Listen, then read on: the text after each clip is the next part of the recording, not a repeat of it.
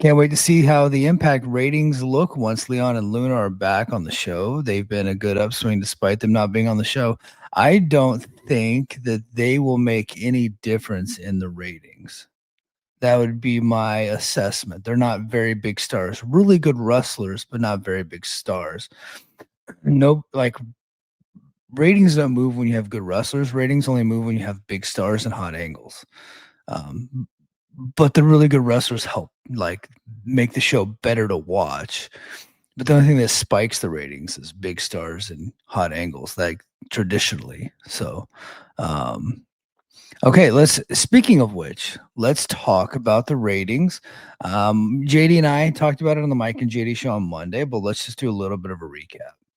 So the February 5th edition of Thursday Night Impact, the fourth episode on AMC, delivered 241,000 viewers with a 0.05 rating in the 18 to 49 demo, according to WrestleNomics, whom I think I got it from. I think he got it from a programming insider who just now starting to post the totals. They weren't posting the totals for a long time.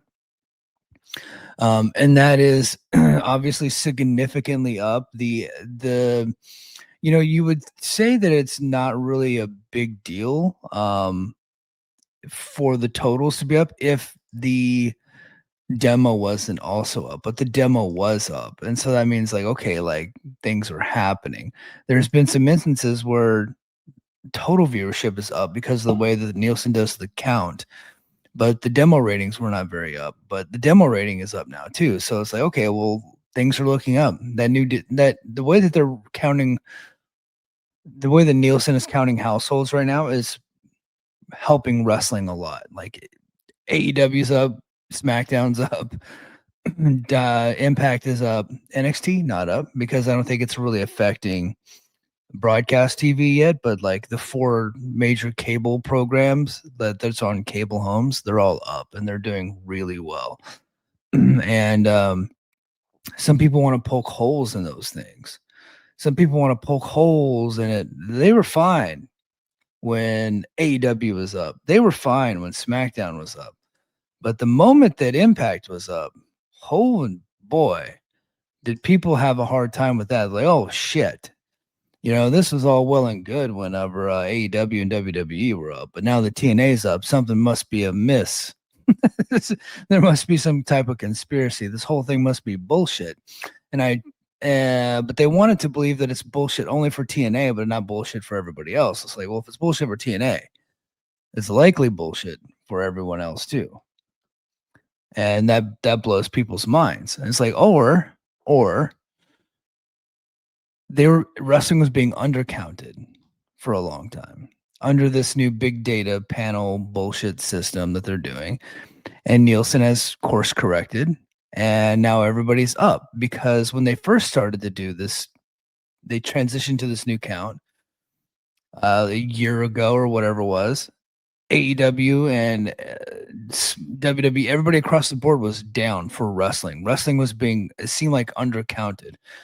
And now they've switched it up and it looks like all is right in the world. So whenever TNA got that rating, my first thought was that this was probably right around the range that it was at if they would have done the count that they're doing now. If they would have done that in the beginning on January 15th when they had episode 1, it would have probably been higher than what we got this last week. That's where my head was at. And somebody sent me a DM that said that he likes my cynical optimism for TNA. it's like I do believe that good things are possible for TNA, and not a lot of other people do that are outside of like the TNA fan space. And that really, Meltzer was like, stop the count. And that really, like, TNA having a good rating really bugged people. And I'm a Dave Meltzer guy. I really am.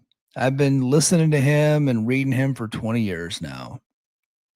And I've met him. He's very nice. He and I have a lot of mutual friends, and he and I have been friendly in the past. And I have sent him information and helped him correct things.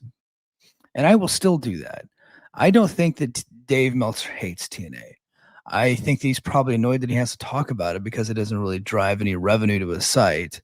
And I could get that. I get that. I've done some WWE recap shows knowing goddamn well they know you guys clicking on it.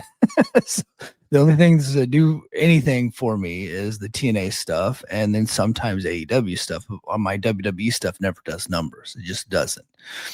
So if you guys are wondering why I'm not talking a lot of WWE is because you guys don't click on the shit. So I just don't really bother with it because I'm just like people don't come to me to hear WWE talk, right? And so nobody really goes to Meltzer to hear him talk about TNA. So when he does talk about TNA, it always seems like it's like he's kind of annoyed. It's like it's beneath me to talk about these guys. So when he was on his show on Wrestling Observer Radio on Monday night after the rating had come out, I was excited to hear what he had to say about it because I was like, oh man, Dave's probably gonna be like, his mind's gonna be blown. He's gonna celebrate this thing. He's going, wow, this is a big deal for TNA. And he read the ratings and he said, well, he goes, I wanted to take a look at this to see if this was a legitimate rating or not. And I went to Google search trends and it's not. It's more of a Nielsen flaw than it is a true rating, which dumbfounded Brian Alvarez. Brian's like, so wait a minute, what are you trying to say? Did they not really do the rating that they did? He said, no, they did the rating. And he goes, well, what does this mean? And he goes, well, whenever you're under 300,000, it can get wild swings and wild spikes. And some of that is true. Like I've noticed that whenever I've tracked the ratings over years, but you don't get a spike this big. And it typically doesn't really affect the 18 to 49 demo. It's more like total viewership. And he said, but the Google search trends were down and they were the worst that they've ever been. Not ever, but like since they've been on AMC. And Brian still didn't understand what the hell this guy was talking about. And, and I was like, and then he did go and explain it, right? And he said, so to make sure that it wasn't some flaw in the system, what he did is go check the Google trends, the Google search trends. And the Google search trends was down, which led him to believe that maybe it was more of a flaw in the system. I get the logic. I understand where he's coming from. The problem is almost immediately after he said that. So he's already admitted that the rating is real. It's a legitimate rating. And he also said that advertisers only care about the demo rating and they don't care about Google search trends. But after he said that, he then goes on to say that Google search trends can also be inaccurate. And I was like, okay. I was like, Dave, all right. We already know that Nielsen is a flawed system. And so now you're introducing another flawed system, but it is a data point, right? That anybody can go. I went on there myself. I didn't quite understand what I was looking at, but I went on there myself. And I worked in bioenvironmental engineering for 21 years, right? I couldn't imagine getting a report, like say just like a breathing air analysis for a chemical compound that causes cancer, right? A carcinogen. Like say somebody working in an aircraft maintenance bay dealing with a carcinogen, I go and test that. And then I present the data to not only the commander, but like to our doctors that are treating those patients. That's who I would present the information to. Like, here's what these guys are working with. And so that way, if they did get sick, we can kind of narrow it down to like something like that. That was the job. If I went to them and said, here is my data, I don't believe it. So I'm going to pull this other data that I also don't believe, and I'm going to present both of these data points to you. Neither one of them are very good. What would you like to do about this information? They would have busted me down in rank immediately for presenting that data. Similarly to the job that I have now, where we do data reporting and operations management. That's what I'm into right now. And I'm actually presenting like I just did like this big spreadsheet, and I had to analyze 3,000 separate quality reports, 3,000 different data points. And I had to take a look at the trends and seeing what like some of the repeat stuffs are and everything that's going on with it. Right. And if I had all of that and I presented it, but I didn't have confidence in it, or if I was presenting outside data that I also didn't have confidence in, I don't think I would be able to have my job. So I don't know why you would report or try to throw cold water on those ratings when you know that's the only real data point that we get that actually people care about. Because the Google Trends, yeah, while it can determine what's popular, I don't think it has any bearing on what the ratings would be. Like, I guess, like you would think that if the ratings was sky high, that the Google search trends was sky high, but there's not. It's not like a real correlation. Like, I don't think that the two things are all that interconnected. You would think they would be, but I don't think that they are. Now, Io, I'm going to correct you here. Never heard Google search out of this man's mouth. I have for years, especially when it comes to pay-per-views. He always reports the Google search trends when it comes to pay-per-views, especially with AEW and with UFC. So he does report those, and I read them in the Observer regularly. So that is not like something new. This is the first time I've heard him talk about it, at least as far as I can remember, when dealing with television ratings. And I did not hear him talk about it with Collision and Dynamite went up. I didn't hear him talk about it when SmackDown went up. I only heard him talk about it when Impact went up, because Impact is the most shocking because it was, they went from 201,000 to 240,000, and nobody thinks an Impact is capable of doing something like that. So it's like, okay, well, they're typically in the mud. Let me go figure this out. What's going on? Well, Google searches down, must be bullshit. And I'm like, I'm calling bullshit on that theory.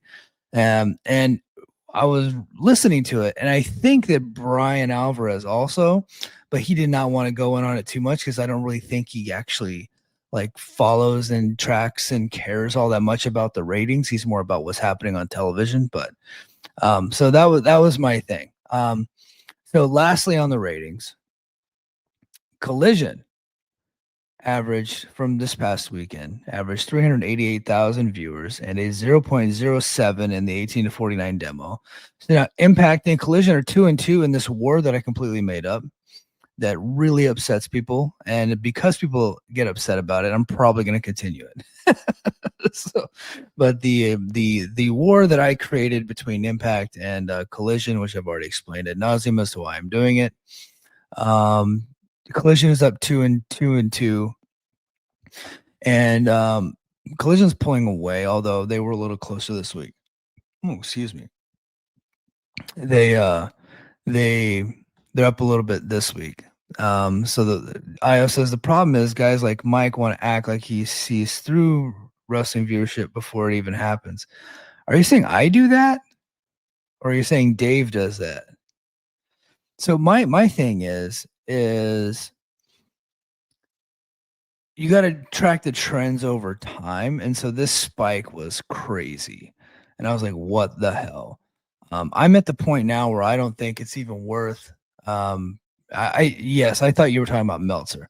I think that I think you have to track it over a period of time. And right now, what I'm seeing after 4 weeks is steadiness, stickiness in the demo rating, and a little bit of growth in the demo rating. Throw the total viewership out because of the way that they're redoing the count. Throw the total viewership out as far as like the beginning. I think by the end of the year, we'll have a better grasp on what's happening. I would say like from now until like summer, right? Because once you get to fall, then football kicks in, and then football is going to kill Impact. It's going to be terrible for them. They're going to lose a lot during football season. But I think, after a few months, you track it and you trend it, then you really get an idea of where they sit and what value they bring to AMC. But right now, they're doing great. They really are. And a lot of us, me included, thought that they would, after that debut show, they were going to tank. And it turns out that wasn't the case. Conrad Thompson even said that nobody would come back, and literally everybody came back the following week except for 2,000 people. Literally the next week they had damn near the same rating, and demo was slightly down, but it was basically the same rating. And then you get the following 2 weeks with the new count, a little bit different. But I honestly think now with this new count, week one was probably over 250, like 250, 260. If they would go back and retroactively count, I think that would be the case with the way they're doing it now, with the methodology that they have right now. So we'll get off of the ratings talk. I want to hear what you guys want to talk about. We got 20 more minutes. I'm going to get into the show here in a little bit. Chad says TNA can't do anything normal. That's the thing. Like, one thing you guys need to take away from my podcast is that normal rules when it comes to ratings, ticket sales, anything, they don't apply to TNA. All your conventional wisdom, you just throw it right out. Historical data points, historical trends, you throw it right out. None of that applies to TNA. They're like some anomaly. They're weird. And I think it's a good way to describe TNA as fucking weird. So they never do anything normal. They just can't, right? They fail weird, they succeed weird. Everything about it is just weird for sure. Let's see. Yeah, it's like I've watched TNA since the Nashville days, and I've never Google searched TNA. Same here. If I need to like something specific, like tonight, sometimes I go to Google to get the results of tonight's show for the podcast. But tonight I just went straight to the Observer website because I knew like there was a guy writing them live, and so I was like, I'll just go there. So I didn't do that. But I did run a Google search just because I'm like, okay, well, if they're tracking this shit now, I'm gonna put my thumb on the scale a little bit.